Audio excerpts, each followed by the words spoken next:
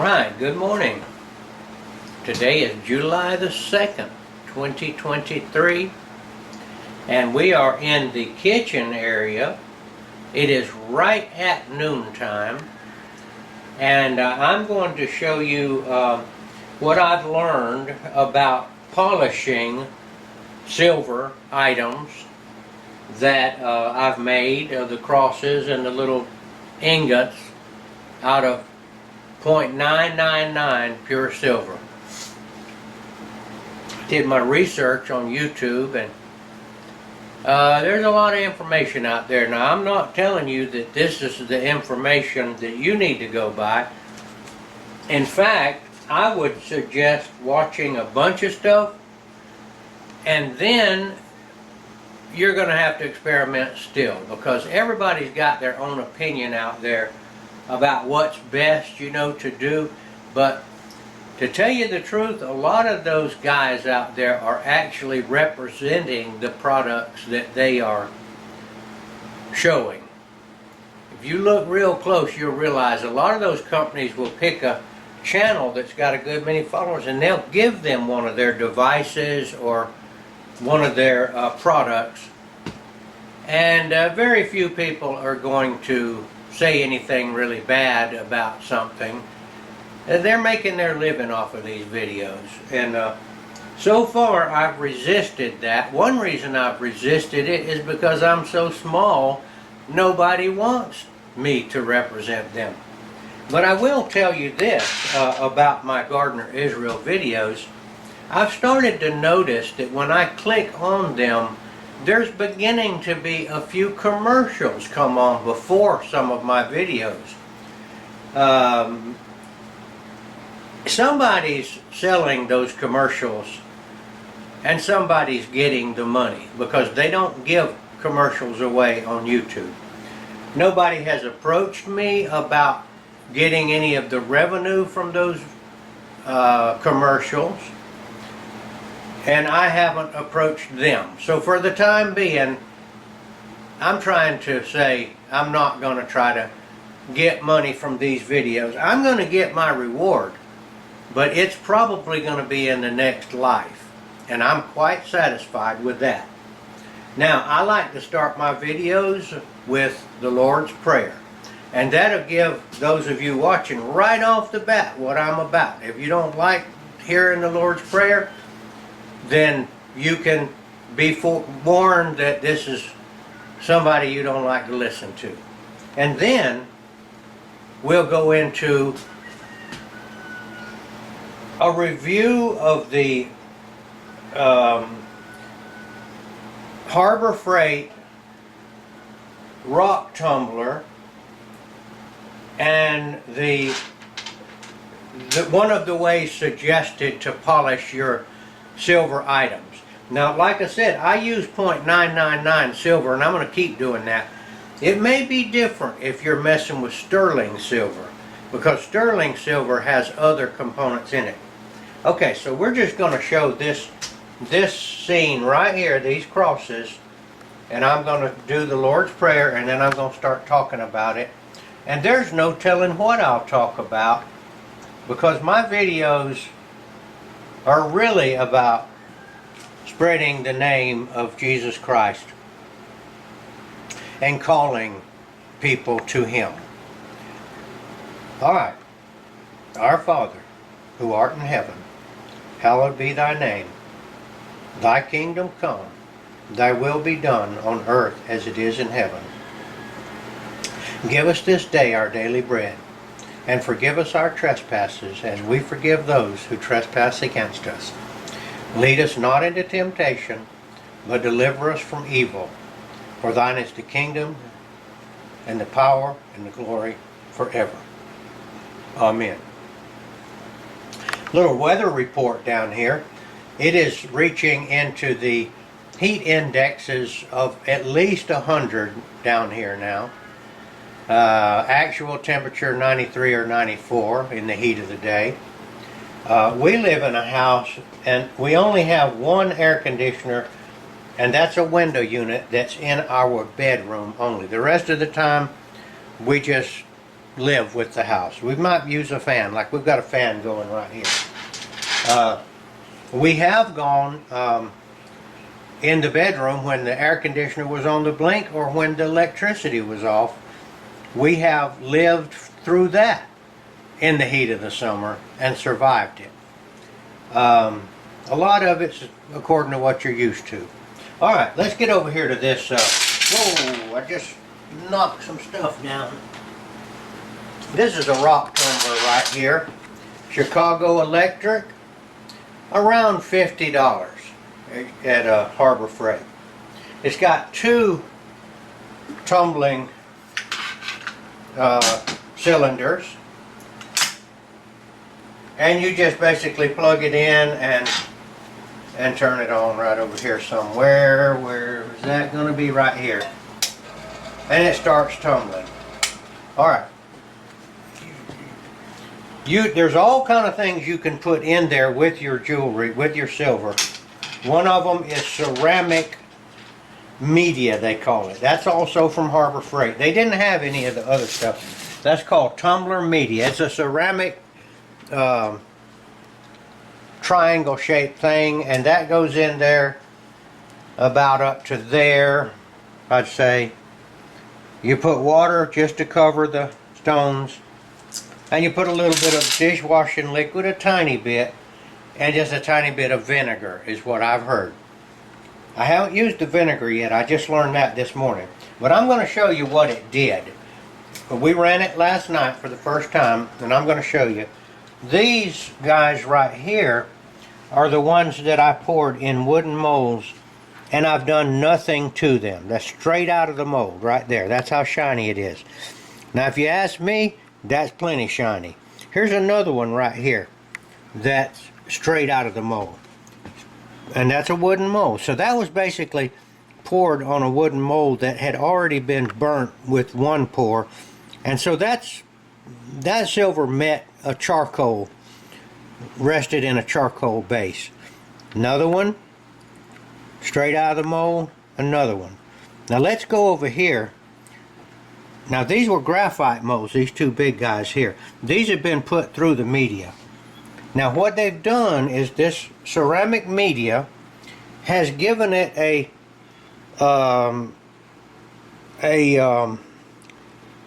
what do they call that? It's not patina. What kind of patina? It's a matte finish. Now you can see that that's not real shiny, but if you look down in there where the media never touched it, it's still shiny down in there. So these things tumble in this thing, and these stones, it rolls over, and these guys touch it and do this. And so you end up with a slightly matte finish. You can see it's not real shiny, but you can still see back there where the rocks never got to it, that it's still shiny. The other side has got that matte patina.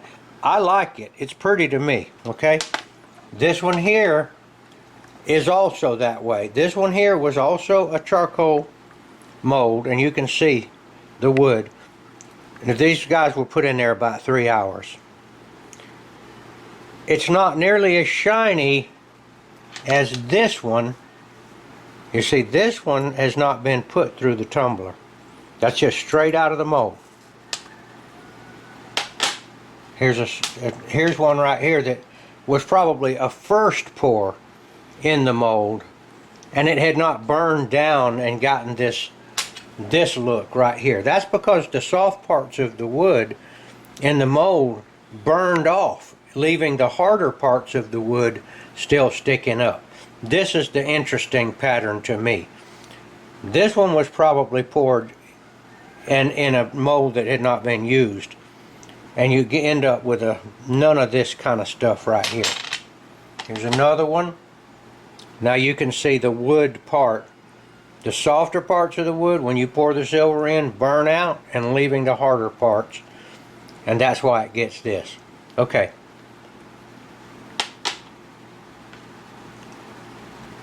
I don't mind this myself. I like that matte finish, not shiny. Looks fine to me. Now, you can take a Dremel tool with a little mop, they call it, or a brush on the end of it, and use some jeweler's rouge on it, and you can polish that to a high polish, like mirror polish, with a Dremel tool. That's one of the things I've learned on YouTube. Any of these, you can take them, and with a Dremel tool and some polishing, basically silver polish, get it on your little spinning wheel. Those little spinning wheels are made out of cotton. They'll tear up eventually, and polish it as that thing spins. Turn it over and polish it. And you can get that to a mirror finish. And it's jeweler's rouge, and so it's not going to take the detail off of it. All it does is polish it, if you want it that way. Now personally, I don't mind. I like it straight out of the wooden mold. To me, that's plenty shiny. To me it is. There's the back side of it. To me, that's plenty shiny. And any of these silver objects, after a certain amount of time, are going to start getting tarnished. Now you may have to touch them up with a Dremel tool if you like a shiny cross. So, I show you what this stuff did. It gave it a slightly matte finish. The other word is glossy. Well, like when you buy paint. Glossy paint, matte finish. There's another word and it's not coming to mind right now. It means it's not quite as shiny. It's more dull. It's almost like you took a fine sandpaper and took the shiny off of it. Okay? These are little ceramic things here. This is the thing that this ceramic thing came in. Now I was looking for stainless steel polishing media, but Harbor Freight did not have it. Now that's another kind of stuff you can put in here, and it's little pieces of stainless steel rods, like little pieces of wire that are cut. Some of them are little round pieces, and there's different shapes in that stainless steel, and they're smaller than this, quite a bit smaller, more like about this size right here.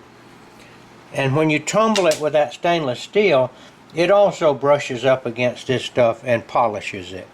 Haven't used that yet. I will be getting some and using it, and I'll give you an idea of what I think about it so that you can make up your own mind. But I assume everybody out there is on a budget, and you just can't grab everything you see on YouTube or you'll be broke. And your family won't have any food. You may not have a family if you keep doing that. Okay, now, this thing here, I will tell you this. Basically, this thing here, well, I'm not going to show you how to put that on because it's self-explanatory. But I will tell you this. I saw a guy on YouTube. I'll do it because there's something I need to tell you not to do. This is one of my pet peeves. My dad taught me this, and I guess he learned it in the Navy. Alright, there's your, this thing here this is soldered on here. That goes down in there. You might have to wiggle it a little bit. Come on, get in there.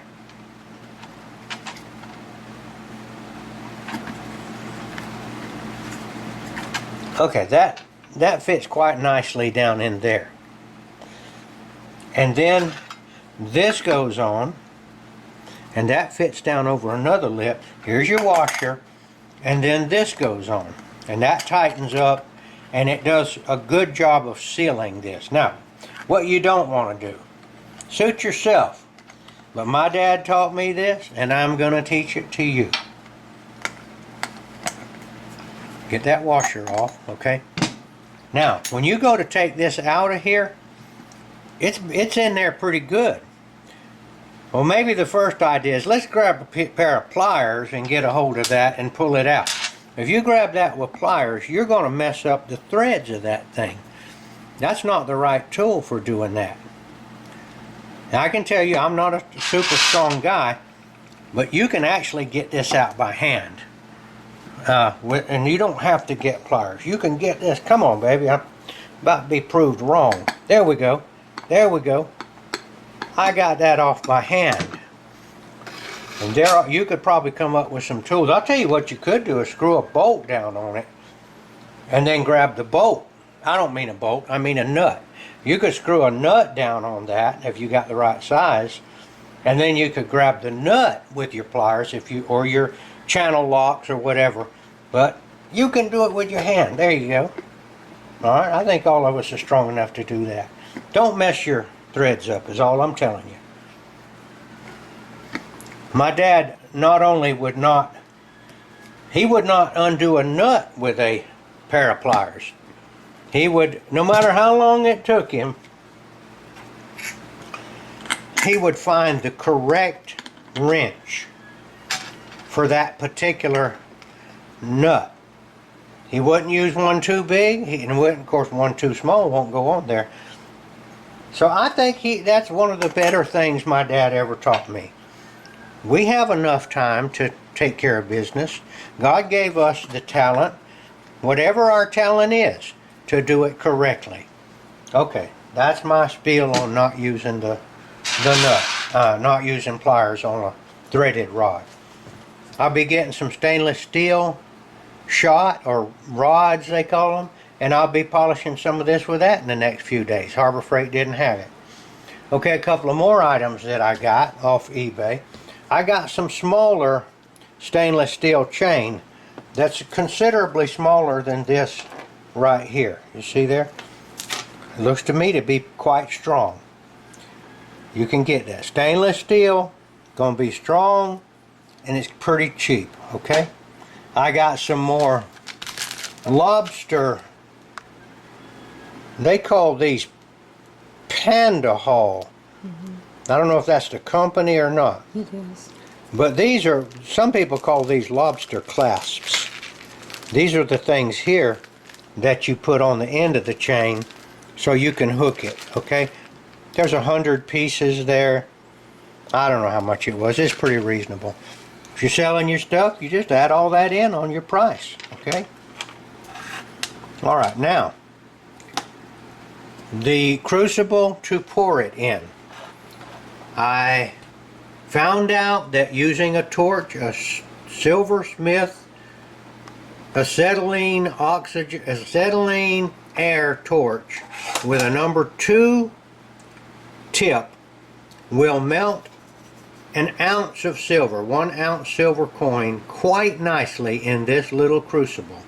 This little crucible right here is, the outside diameter of that is just over 2 inches, and the inside diameter is a little less than 2 inches. This one here is 2.5, inside 2 1/4.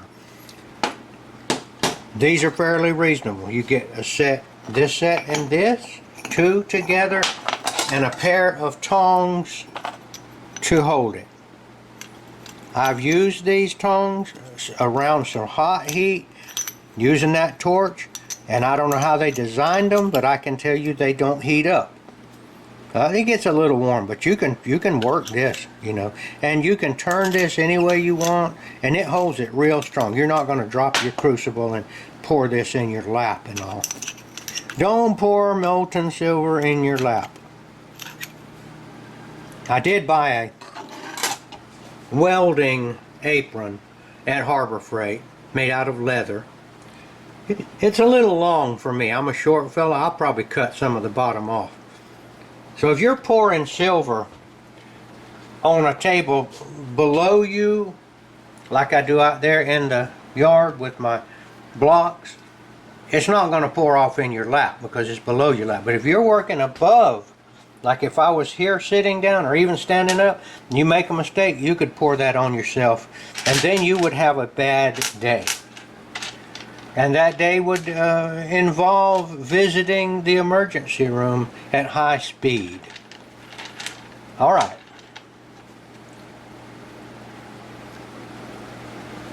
A lot of guys are using little masks when they work on silver stuff.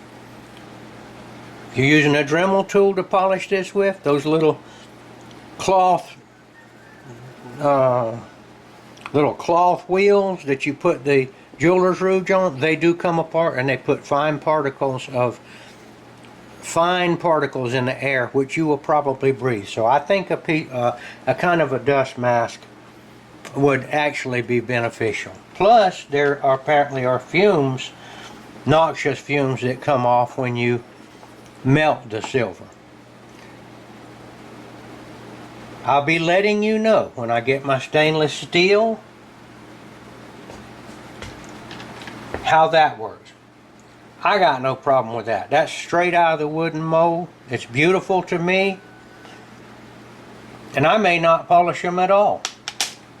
And I'll tell you another thing. If you bought one of these and it wasn't as shiny as you want it to be, I'll tell you what you could do about it. Let's just take this one. You get you a toothbrush. You know where to get that. Dollar store, or a couple of toothbrushes, fine bristle, nylon bristle. And you get you a little bit of jeweler's rouge. You can get that at Harbor Freight. There, it's a little block like that. It's pretty cheap. And you take that jeweler's rouge and rub your toothbrush in it and get a little bit on there, and you can polish that up with a toothbrush quite nicely. Unless you're doing it large scale, that's going to be enough. All of the jewelry polishing was done by that until the invention of the electric motor. Everything, and silver does have to be polished. It gets tarnished. And unlike gold, now see, the deal about gold is it doesn't tarnish. To my knowledge, gold stays shiny the whole time. Silver tarnishes, but it's still a fine metal, and I like to call it God's money. So I'll be taking some of this stuff right here, and I'll be putting a stamp on the back with my logo. I'll be weighing it, putting that on there, and I'll be marking it with 999 pure silver. And you can have that stored away somewhere, and if push comes to shove, or the ship hits the sand, you might be able to pull that out and take it to a pawn shop and get cash for it, or you might be able to pay for a half a bushel of tomatoes with that, or a chicken. Trade that for a chicken somewhere. Alright, now Yeshua, Jesus, is the Savior of the world. Now if you already know this, I don't think it would hurt you to listen again. We need to be constantly reminded who our Master is. But those that I have a particular interest in are the lost sheep. The lost sheep are those that belong to Jesus. Now this is all in the Bible. I'm not going to go into the details. If you want to see and check me and see if I'm telling you the truth, go for it. It's right there in the New Testament. Those are the people that belong to Jesus that have become lost or strayed away from the herd of sheep. To use, this is an agricultural metaphor. And they've gotten off into the rocks, gotten away from the water hole, and gotten lost. Gotten down in a hole and can't get out. I guess everybody's heard about the shepherd's crook. You know, the shepherd's crook that goes up like that, you know, it's got a hook on the end of it. Well, that shepherd's crook was a stick, or a walking stick with a hook on it, that the crook went past. It wasn't a simple J hook, it went past there. So they would use that to stick down in a crevice or in a rock place where a sheep had fallen, and they couldn't get in there to get him out. They couldn't reach far enough, and they could reach down with that shepherd's crook and put that around the sheep's neck, and they could pull that sheep out of that hole. Now that's what Jesus is trying to do to you right now. He's trying to reach down into that rock, into that place where you've gotten stranded. Probably not rocks, but it might have something to do with drugs. It might have something to do with many other things. Love of money, It embarrasses me to even say this, but pornography. People that have gotten hooked on that, it is just wearing them out. And they become addicted to it, and they don't know how to quit. It is ruining people's lives, it is ruining their families, their marriages, and it's ruining their brain. Jesus can reach down there with that hook and he can pull you out of that with that shepherd's crook. Now, I'm going to stop this for just a minute and I'm going to draw you a picture of a shepherd's crook because I don't think that I explained it properly. Get back to you in just a second. Are we back? Mm-hmm. Okay. Now I know a lot of people already know this, but there are actually, I think, people out there that do not know the shepherd's crook. Now, the shepherd's crook needs to be, here's your man right here. Here's your man. The shepherd's crook's going to be a little bit taller than the man, okay? But watch the shape of it. Now the arms will reach down pretty good and you can grab up a sheep by the, it's probably going to be a young one, it might be an old one, by the scruff of the neck, but you can only reach down about 3 feet with your arms. The shepherd's crook is a walking stick, and the crook goes, that's a J hook, goes a little past.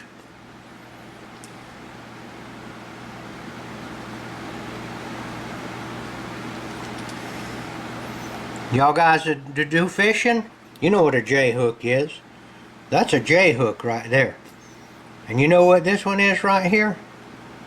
That's called a circle hook. Y'all know that. Circle hook goes back in like that. And that circle hook has a function. Well, the shepherd's crook, let's turn it upside down, is like a circle hook. So, now if you had a straight J like this, like a J hook, like a J fishing hook,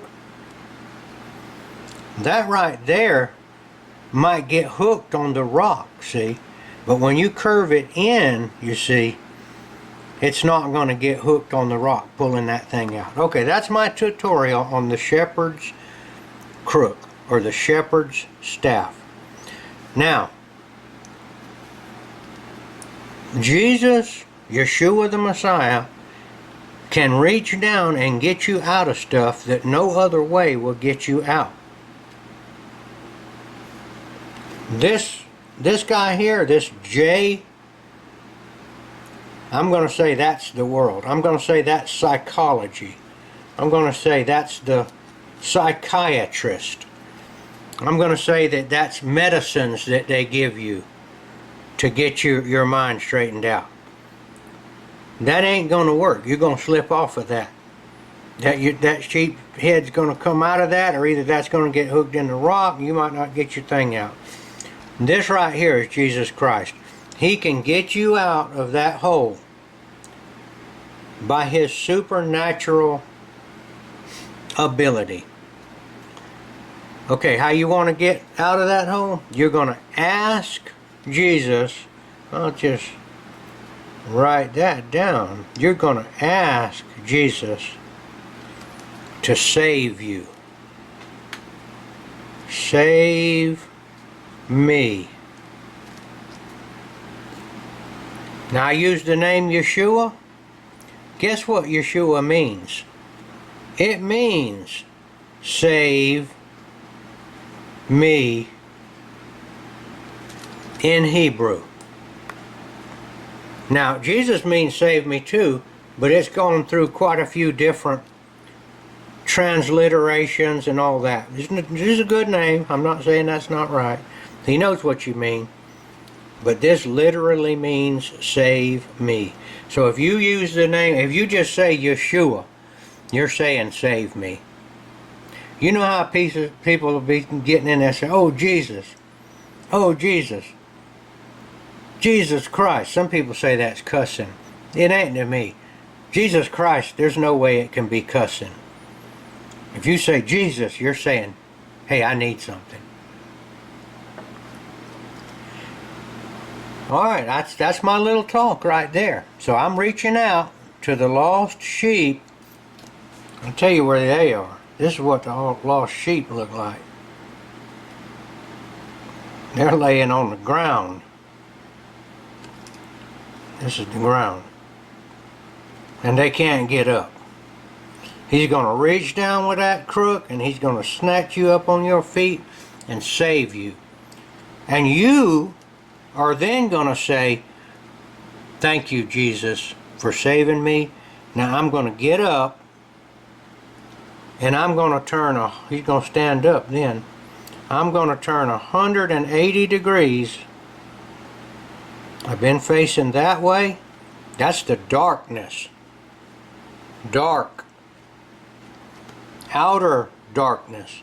And you're going to turn around and you're going to face in this direction, and that is in the direction of L-I-G-T, direction of light. If you go down this dark, it gets darker and darker, and there is a point, according to the Bible, that you can no longer turn around.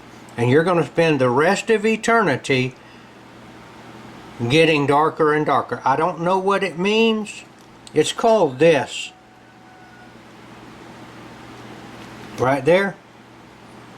I'm not going to pretend that I know exactly what that means.